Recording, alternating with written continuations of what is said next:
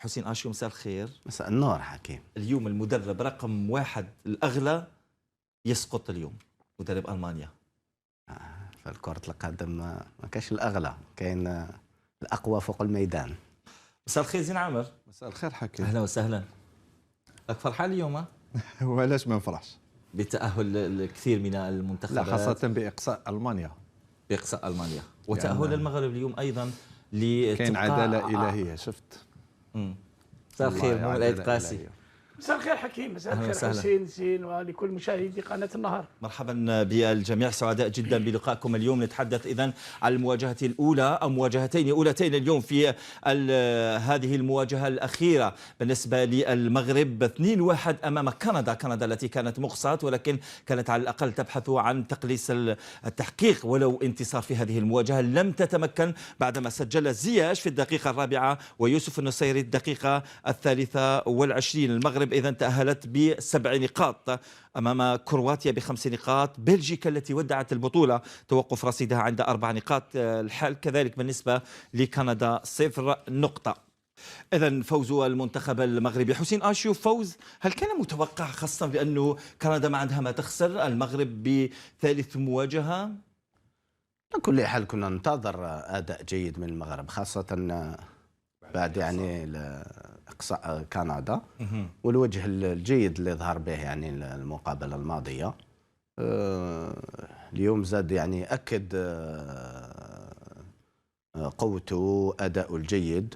اليوم بعد تسجيل الهدف نوعا ما مبكرا رجع شوية للوراء، ضغط عليه المنتخب الكندي اللي ما عنده ما يخسر. عباك صعيب تلعب مع فريق يعني ما عندوش اوبجيكتيف، خلاص فقد كل، يلعب بكل راحه وارتياح وانت عندك ضغط، لازم على الاقل تجيب نقطه باش تتاهل. نظن هذا الشيء ثاني خلاهم يرجعوا شويه للوراء باش يحافظوا على النتيجه. ولكن شفنا اللاعبين يعني اعمده الفريق كيفطنوا كيما زياش يصنعوا الفارق، وهذا الشيء اللي يحدث يعني في المباريات هذوما. نهني يعني المنتخب المغربي على هذا الانجاز. ما نساوش باللي جاز في مرتبه اولى، وهذا اول مره نظن فريق يعني افريقي وعربي يجوز في المركز الاول في الدور الاول في المونديال ب7 نقاط. ان شاء الله كما يقول لك نهنئوهم ونتمنى لهم يروحوا في ابعد مدى في المونديال. مو من أي قاسي، ما رايك اولا في البدايه تاهل المنتخب المغربي في صداره هذه المجموعه التي تضم كرواتيا وتضم ايضا بلجيكا، ولكن تاهل المغرب متصدره لهذه المجموعه. مباراه هل يمكن تصنيفها بانها كانت شكليه امام كندا؟ لا، لم تكن شكلية أبدا حكيم. تصور لو في الشوط الثاني بعد تراجع مردود المنتخب المغربي الذي ربما يعود يعني الفورمة البدنية للاعبين في نهاية المباراة خاصة. نعم. يعني لم يكن سهل ولم تكن هناك مباراة شكلية. صحيح أن المنتخب المغربي بدأ المباراة بقوة في الشوط الأول، أين سيطر بالطول والعرض وتحكم جيدا في زمام الأمور. لهذا قلنا دائما لما يكون يعني لما تكون مصيرك بين يديك عندك الحلول، تلعب تهاجم تدافع تغلق في الوسط كما تحب انت. وهذا ما شفناه اليوم في بدايه المباراه، رغم ان الحارس الكندي سهل من مأموريه المغاربه في الهدف، في طريقه تسجيل الهدف الاول. كما قال حسين، دائما اللاعبين الكبار نحتاجهم في المباريات الحاسمه. اليوم حكيم زياش مره اخرى ابدع وكان أحد رجال هذا التتويج. لماذا تقول لي مرة أخرى؟ بالفترة القصيرة كنا نتحدث على حكيم زياش. لا، من المباراة الثانية والثالثة حكيم. أنت اليوم تلعب مباراة جيدة في المباراة الثانية. وتأكد ذلك في المباراة الثالثة. في المباراة الأولى ماذا قلت؟ قلت غياب زياش وبوفال أقلقني. لماذا؟ لأن لاعبين كبار عليهم. هنا أين ترى جودة اللاعبين الكبار وليس في المباريات السهلة، رغم أن زياش لم يلعب ولا مباراة في تصفيات لكأس العالم، ولكن أظهر لزملائه يعني أكد وبين وأظهر لزملائه أنهم يستطيعون أن يعولوا عليه. وهذا ما كان المغرب في المرة الثانية في الدور الثمن النهائي. مبروك عليهم، ويلعبون يعني كرة بدفاع صلب، دائما دفاع صلب. شفت في الوقت الصعب تاع المباراة وليد الركراكي لم تكن له العقدة يرجع إلى الخلف إلى الوراء تماما لغلق كل المساحات، خاصة أن المنتخب المغربي كان يعرف أنه ربما ضاع منه ذلك الفريشر فيزيك، هذيك اللياقة البدنية اللي كانت عنده في المباراة الثانية والمباراة الثالثة. علينا كذلك نرفع القبعة لوليد الذي أكد مرة أخرى أنه رؤية جيدة للمباراة ولقراءة المنافس بدخوله بالصابيري واللاعبين الذين أنهوا المباراة الأولى. حكيم، هل يمكن أن يكون للمسة الركراكي اليوم واضحة بالنسبة زين عامر على هذه المواجهة؟ هل هي ربما كان تحضيريا هذا المنتخب باستثناء زياش أو ربما بعض الأسماء من عاد حليلوزيتش خلى الأسس واضحة بالنسبة لهذا المنتخب؟ اولا حسين قال يعني واقيل قلت لأول مرة فريق المركز الاول ليست المرة، لان غانا في 2010 ايضا كان في المركز الاول، ولذلك يعني ليست فارق عربي نقولوا اول فارق عربي. دوك احنا ليس افريقيا، احنا قاعدين في افريقيا، انا نحب نتكلم بالقاره. شكرا على المعلومه. ولكن لما تعاود تولي للركراكي يقول لك حكيم يعني بعيدا على ارضيه الميدان، انا واش نقول لك سكيما ان تي بو بالك ايطوني في هذا المدرب، سيكو طريقه تعامله في ندوه الصحفيه هو اللي قلبت كاع الموازين، بمعنى عرف كيفاه على غير العاده، لان احنا كيفاه يعني نشوفوا في هذه الاونه الاخيره شوفوا يعني لي طونسيون كبار بين المدربين والصحافه، ولكن هو اذا شت بعد الهزيمه بعد التعادل الاول في الندوه الصحفيه تكلم مع الصحافه، قال لهم اللاعب المغاربي يعني ليس المغربي لو ماغريبا، قال لهم عنده الاحساس والشعور، قال لهم يفو لو رونفويي دي زوند بوزيتيف، وتكلم بطريقه مع الصحافه وين زاد ربح الصحافه، حتى الصحافه ولاو يعني يصفقوا عليه في اخر ندوه صحفيه. كان يعني الرساله والميساج تاع الركراكي للصحافه كان حاب يقول لهم ما تطيحوش على اللاعبين، ولكن لازم تساعدوهم، ولازم يعني طريقة التعامل ولا طريقة الكتابة ولا يعني كيفاه تكلموا عليهم، يعني لازم عليكم أيضا أنتم فوزالي كونتريبيوي باش تطلعوا لو مورال تاع هذا الفريق، وهذاك هو الصراع. أنا نظن هذاك هو التضافر اللي أتى بالثمار في المباراة الثانية والمباراة الثالثة. ثم تقول لي يعني لما تقارن، أنا نظن ما نقدروش نقارنوا بين المدربين، كل واحد عنده فلسفه تاعو، كل واحد عنده مقارنه. لم تفهم سؤالي جيدا، اريد ان اقول بانه هل فترة المغرب حاليا هي انه حليلوزيتش وضع هذا المنتخب على اسس صحيحه قبل ان ياتي وليد الركراكي؟ لا، ولكن حتى وليد الركراكي عنده اللمسه تاعو، لا عنده اللمسه تاعو. شوف حليلوزيتش حكيم مدرب جيد، مدرب يعني من كل النواحي نقدروا نقولوا يعني كل الرؤساء يتمنوا يكون عندهم مدرب كاليلوزيتش. لماذا؟ يعني عنده الانضباط، الصرامه، نعم. يعني يتحكم لك في المجموعه، ما كاش لي زيكار ديسيبلينار، فوق ارضيه الميدان عنده ايضا طريقه لعب اللي تخليك يعني يعني الفريق يلعب لك بطريقه جيده. ولكن انا نظن اللاعبين تقريبا يعني خاصه نولي لك يعني مره اخرى المغاربه عندهم هذه الطريقه، يعني وين ما يحبوش الانضباط، ما يحبوش لا ديسيبلين، ما يحبوش هذيك الصرامه، ويعني اشاك فوا تلقاهم يعني ما يتقبلوش هذا النوع من لو كومبورتمون تاع المدربين. نعم. الركراكي جا بعقليه اخرى، يعني بلو سوبل جون، يعني جا يذكرني بالماضي لما الحق يعني كالاخ الكبير، قريب على اللاعبين، يتكلم كثير مع اللاعبين، عنده نوع من الليونه، عنده يعني اشياء اللي خلاته، عنده ايضا اللمسه تاعو. انا نظن يعني عرف كيفاه يوظف اوراق هذا المنتخب في الوقت المناسب، عرف كيفاه ايضا يعني كاين لاعب مثل، انا نظن كما قال لك، انا اللاعب يعني اللي فرحت له هو زياش، لان لما تولي للطفوله تاعو كان عنده يعني مشاكل عديده، يعني على مرتين قريب ما حبس كرة قدم، يعني معروف المشكل تاعو، كان يتعاطى المخدرات واشياء عديده، حتى وين كان لاعب مغربي قديم اللي هو يعني يلا انترفوني عليه في هولندا باش رجعوا، يعني هذا اللاعب سي ان جوار كاركتيريال واللي لازم له يعني الحنانه كثير. والركراكي نظن يعني عرف كيفاه هذا اللاعب يربحوا ويوظفوا في صالح المجموعه. اليوم شفنا يعني انا نظن المنتخب المغربي عنده شيء، لما زياش يتحرك المنتخب المغربي يكون في احسن احواله، لما زياش ما يلعبش المنتخب المغربي لا يعني يكون خارج. نقطه ثانيه، انا يعني ولو في الشوط الاول ادوا ما عليهم هدفين وداروا، ولكن في الشوط الثاني المنتخب الكندي كان احسن بكثير. واليوم المنتخب الكندي ايضا يعني نكونوا عادلين، كان هدف الغي للمنتخب الكندي.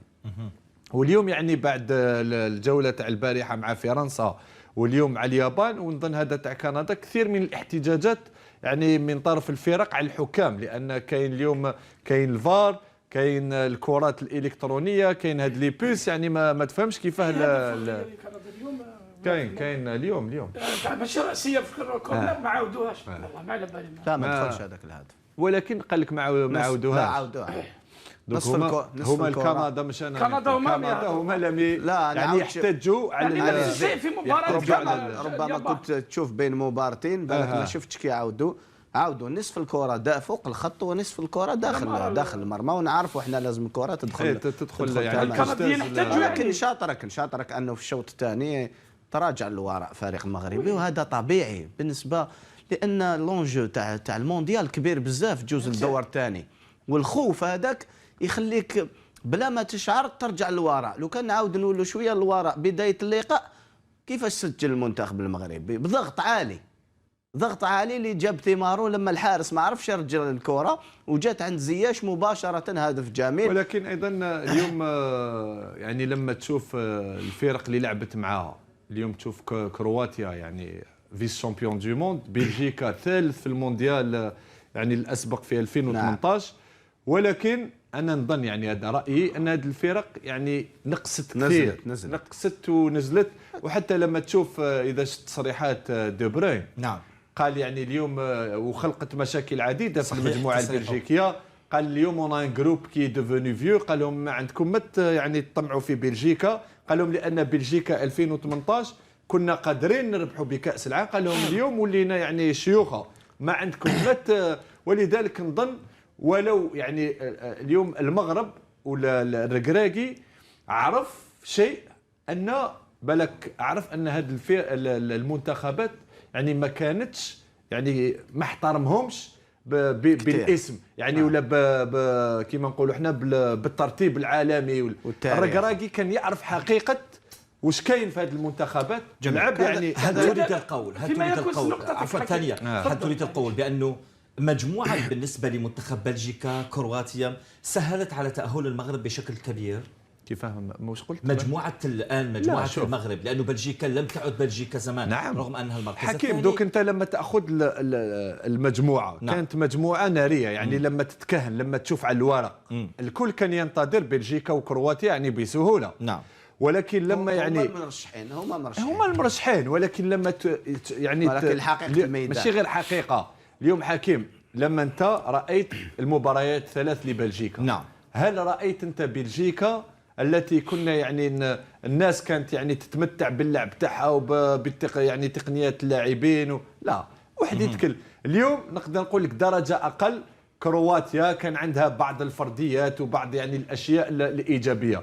ولكن بلجيكا وكرواتيا ما نظنش يعني. ولذلك لما تقول لي هل سهلت، نعم، لان لو كان مستوى هذا المنتخبين كان مستوى 2018 نظن ان المأمورية كانت يعني ستصعب. ولكن هذا ما ينحيش من الميريت تاع المغرب اللي كملت في المرتبه الاولى. ما يخص حليلوزيتش النقطه التي اشرت اليها حكيم، اظن ان لو نشوف المنتخب الياباني الى اين وصل منذ 2018 واللاعبين والعقليه التي يعني مرور حليلوزيتش من ذلك المنتخب ومروره على المغرب، تحس بعض الشراسه في اللعب، الكل يدافع الكل يهاجم. هذه عقليه حليلوزيتش التي طالما يرسخها وانضباط كبير في اللعب شفناه.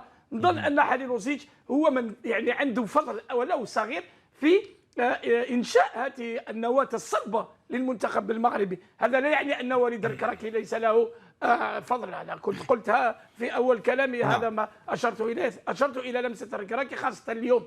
نظن ان هذا الناخب الوطني هو يعلم جيدا انه وجد نواه صلبه ومجموعه قويه شفناها اليوم كيف قدرت. ولكن يجب كذلك كما قلت الاخ حكيم والزين عامر، ليست كرواتيا 2018 بكل صراحه، ولو انه في المباراه الثالثه شفنا بعض ليطا ديسبري اللي كان في الاخر.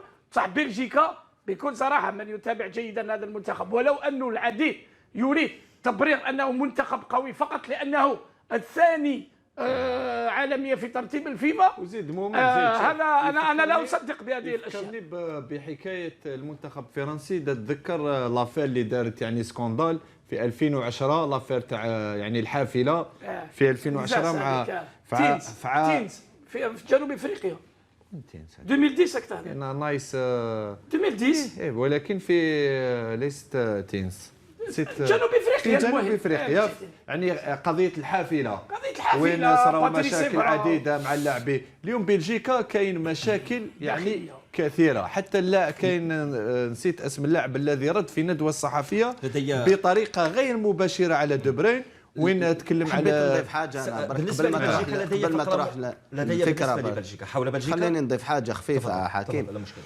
حبيت نقول لك كذلك شوف يعني معلومة اللي قلتها من قبل صحيحة. المغرب فقط من تأهل في المركز الأول إفريقيا. في 2010 كانت ألمانيا ب6 نقاط وغانا ب4 نقاط واستراليا ب4 وايضا صربيا اعتقد بصربيا ب3 نقاط. المانيا من فوزين، غانا من فوز وتعادل في 2010. شكرا طبعا. شكرا فقط انا حبيت لا معلومتي ايضا نبهني واحد من المتابعين لما بحثت الان لقيت فعلا المعلومه. شكرا جزيلا للمتابع. انا ما شفيتش يعني في مونديال لانه فريق ما كنتش متاكد 100% ولكن شكرا على انا حبيت قبل ما نخرجوا على الفريق بلجيكي فيه لاعبين لما يكونوا يرفعوا الفرق تاعهم الفوق، المنتخبات تاعهم الفوق، لما ما يكونوش نقدر نعطي مثل كما تكون عندك يعني سيارة فيها محرك قوي وفيها عطل في التيربو مثلا، السيارة ما تقدرش تمشي بكل قوتها.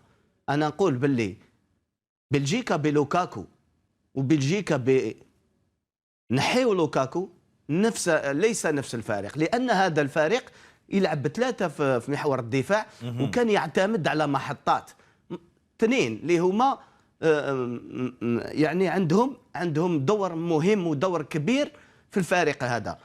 أول محطة اللي هي تخرج الكرة وتصنع اللاعب اللي هو دي بروين، وثاني محطة اللي هو لوكاكو اللي كانوا دائما يخرجوا عليه لما تكون عندهم صعوبات للخروج بالكرة يتكاو على لوكاكو يجلب بالمدافعين، الشيء اللي يخلي دي بروين يلقى مساحات، ازار يلقى مساحات، كاراسكو يلقى مساحات، وهذا الشيء اللي كان يبغتوا به.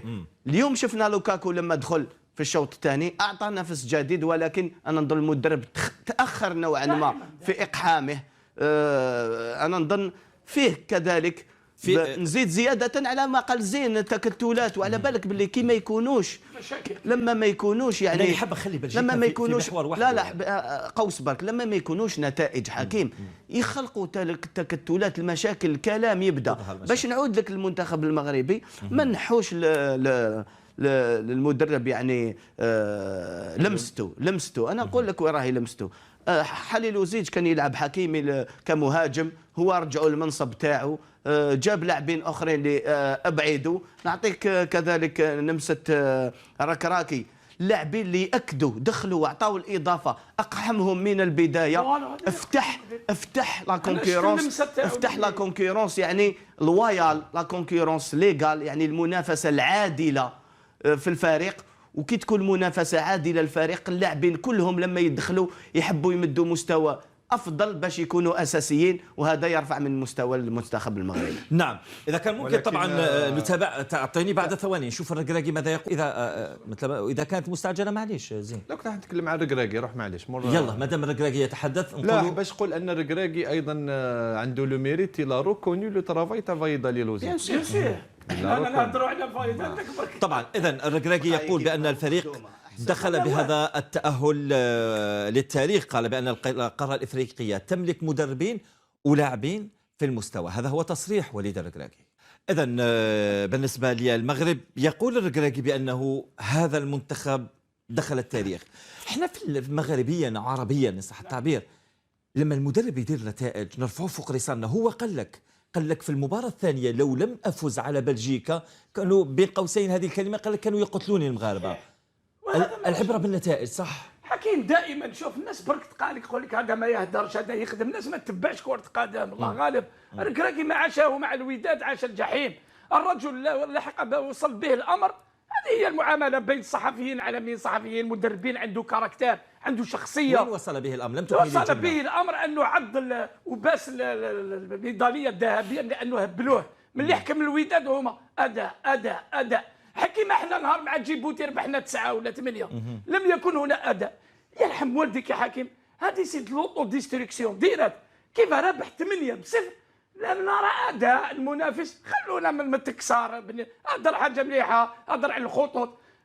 كراكي مسكين دخل بكونفيرونس دو بريس، الاداء لم يكن جيد. قالوا انا نهار جيت لقيت الفريق منهار، انا نهار جيت لقيت المنتخب الوداد ما تلعبش. شوف يعني لا فورس دو كاركتير، عنده عقليه شخصيه قويه. حكم الميداليه باسها قال لهم هاي ليك تشامبيونز ليغ كاف، السلام عليكم. باش تشوف يعني حكيم وين يوصلوا. والتصريح هذا ليس غريب يا حكيم، ليس غريب لمدرب عنده شخصيه ويحب يبين انه ما عشته من جحيم معكم. اليوم لم اخذ بالثار، عملت بعملي. الركراكي اللمسه تاعو مغربيه محضه. ما هي الكاركتير في ملاحظات يريد ان يقولها زين؟ لا احنا ثاني عندنا مادوي يربح يعني ليغ دي شامبيونز ليغ في 2014. مادوي امام فريق فيتا كلوب. بارك الله فيك. بصح ما الغالب كل واحد المسار لا تراجيكتوار دو كارير، صح شاكين سا تراجيكتوار دو كارير. ما عطاولوش الفرصه مضوي حتى مع المنتخب المحلي ولاني غلط. ميم افيك ليكيب لوكال il n'a pas eu sa chance. بصح وليد il a eu cette chance. الركراكي il a eu cette chance, il l'a bien saisi. ما خلاهاش تروح لانه كما قال هو اعترف بالعمل الكبير. تصور لو جا لقى في منتخب منهار كما كنا احنا في 2018. نقولوا الحقيقه، هو لقى منتخب متأهل للمونديال بأداء جيد بطريقة فايد هاليلوزيتش. اليوم من يريد أن يقزم عمل فايد الركراكي أجاب عليهم. طيب نتوقف عند فاصل إشهاري، بعد ذلك مشاهدينا نستكمل باقي النقاش حول تأهل المغرب في صدارة هذه المجموعة وتأهل أيضا كرواتيا وإقصاء بلجيكا بعد الفاصل. حياكم الله مشاهدي الأفاضل من جديد. أنتم تتابعون برنامج نهار المونديال اللي عرفنا على منتخبات أخرى تأهلت، واليوم كانت أيضا الكثير من المفاجآت. المغرب في صدارة مجموعته مع كرواتيا متأهل أيضا، وبلجيكا هذا المنتخب المصنف ثاني عالميا يخرج من المونديال بالدور الأول.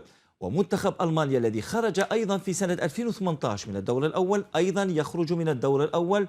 وتأهل اليابان في هذه المجموعة مع إسبانيا التي نجت أيضا من الخروج من هذا المونديال رغم خسارتها طبعا أمام منتخب اليابان. نتحدث